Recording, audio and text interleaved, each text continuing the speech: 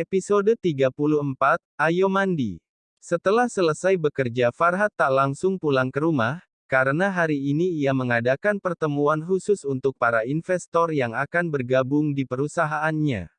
Pertemuan diadakan di restoran yang terletak di hotel mewah milik keluarga Farhat, namun di luar dugaan, ternyata investor yang mau bergabung merupakan musuh Farhat saat menjadi direktur di luar negeri. Namanya Sean, pria berdarah Indo-London ini merupakan orang yang dulu ingin menjatuhkan Farhat dari posisinya.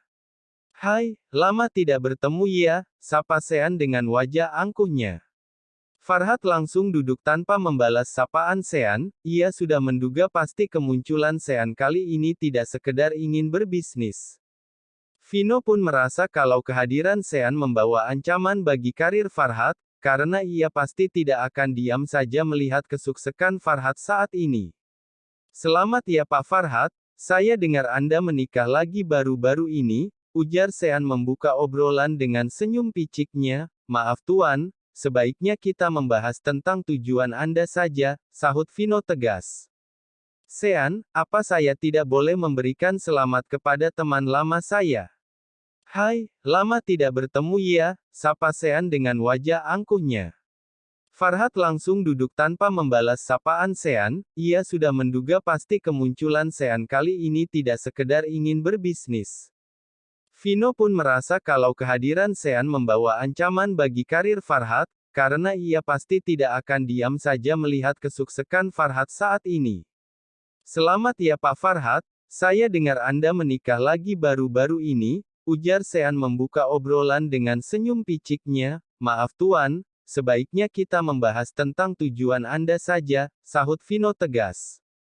"Sean, apa saya tidak boleh memberikan selamat kepada teman lama saya?" Farhat menahan kekesalannya. Dia tahu betul Sean sengaja menyinggung kehidupan pribadinya. "Kalau niatmu hanya untuk mengatakan itu, maaf saya tidak punya waktu," tegas Farhat. "Hahaha, baiklah. Mari kita bahas tujuan kita," ujar Sean. Sean pun menjelaskan kalau ia ingin berinvestasi ke perusahaan Farhat dengan jumlah yang fantastis. Ia juga berencana mengajak Farhat bekerja sama untuk membangun perusahaan gabungan. Namun Farhat sepertinya tak tertarik.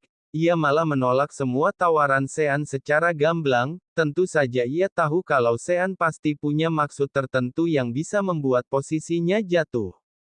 Farhat mengkode Vino agar pergi lebih dulu menuju lobi hotel untuk mengambil mobil mereka, karena Farhat tak ingin lebih lama lagi berhadapan dengan manusia licik itu. Sekarang hanya ada Sean dan Farhat di ruangan itu. "Maaf, tapi saya ada janji temu lain saat ini, jadi mari kita akhiri pertemuan kita."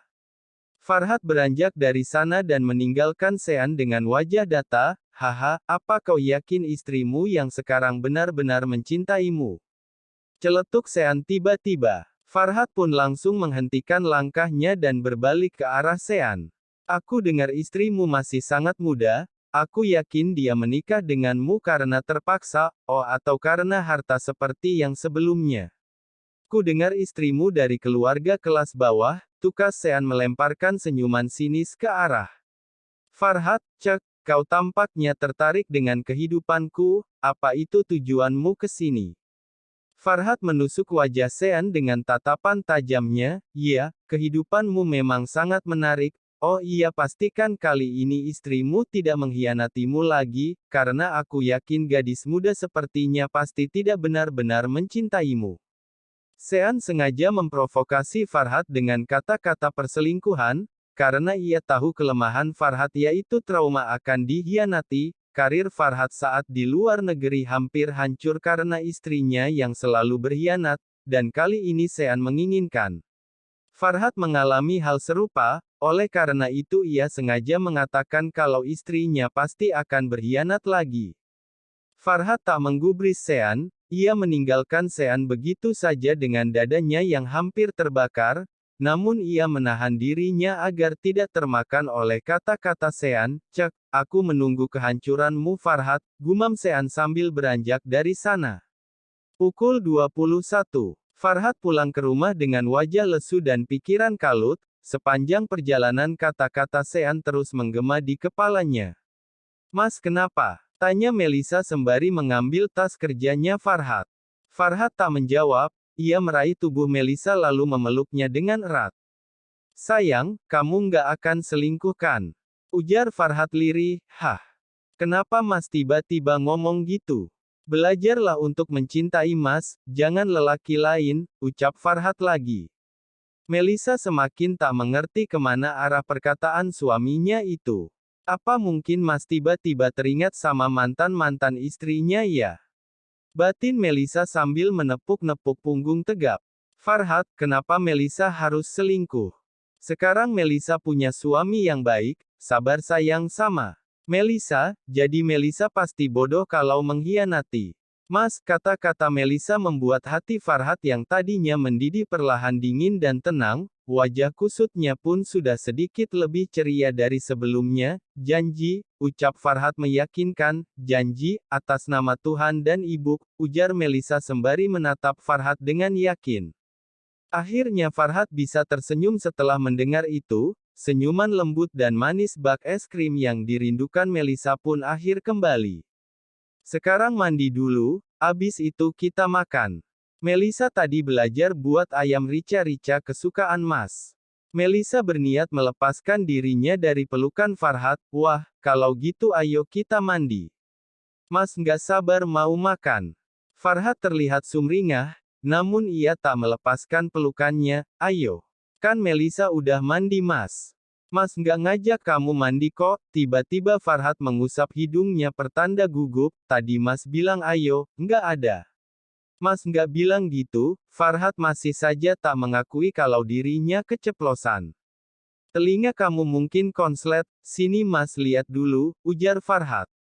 Melisa pun menurut dengan polos saat Farhat ingin melihat kepalanya.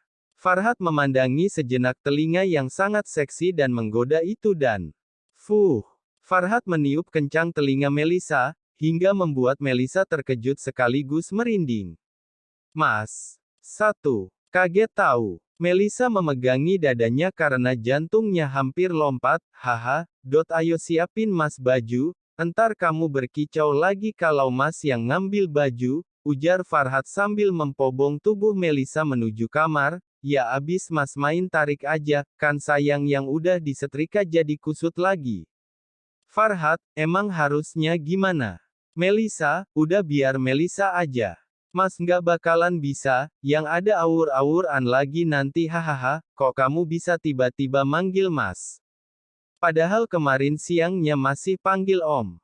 Farhat merasa penasaran dengan Melisa yang tiba-tiba memanggil Mas saat itu. Ya kan nggak enak aja didengar sama orang masa manggil suaminya Om, lagian biar nggak canggung aja gitu, terang Melisa sambil tersenyum hangat. Farhat pun membalas senyuman Melisa sambil menganggukkan kepalanya. Mereka terus membicarakan hal-hal random sambil terus melangkah menaiki anak tangga. Seketika mereka berdua flashback ke masa 10 tahun lalu, di mana Farhat menggendong Melisa untuk pertama kalinya persis seperti sekarang ini. Waktu itu kaki Melisa terkilir karena Farhat yang tak hati-hati mengendarai mobil, tapi siapa sangka pertemuan mereka 10 tahun lalu ternyata berujung jodoh.